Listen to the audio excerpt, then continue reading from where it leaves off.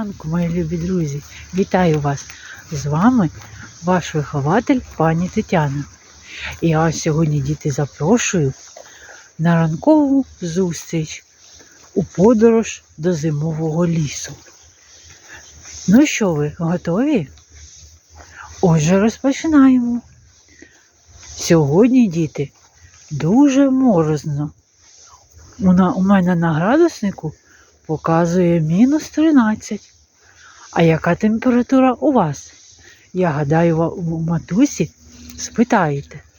Отже, давайте подивимося з вами, як змінився ліс узимку.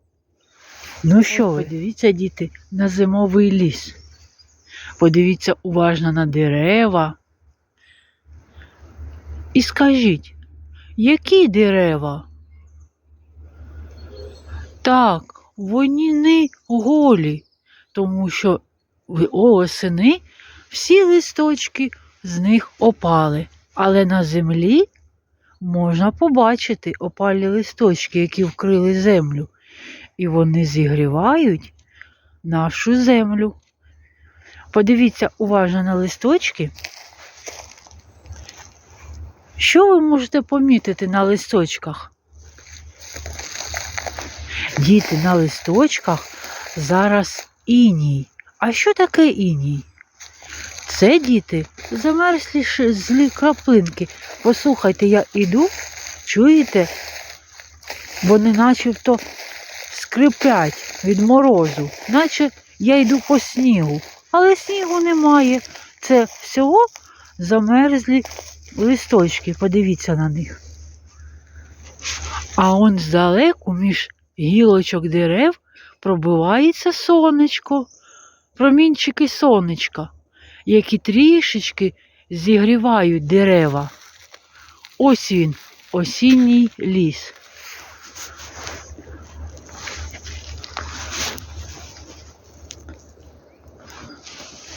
Он здалеку теж ходять люди, роблять ранкову прогулянку. Слухайте, діти, як співають пташки в зимовому лісі.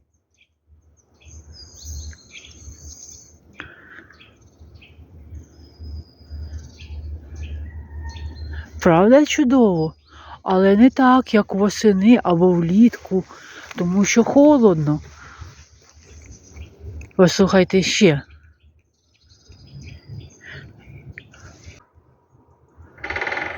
Чуєте, дятел працює? Послухайте уважно, зараз знову буде.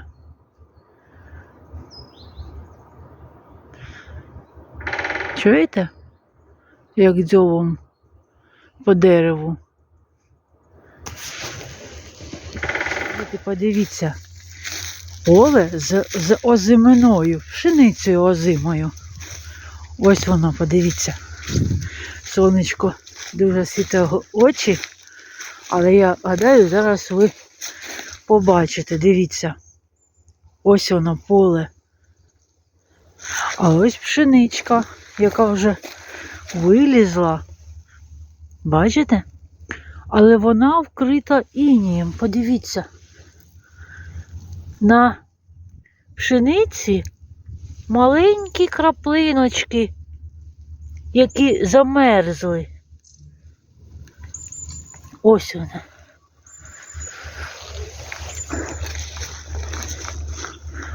Снігу немає.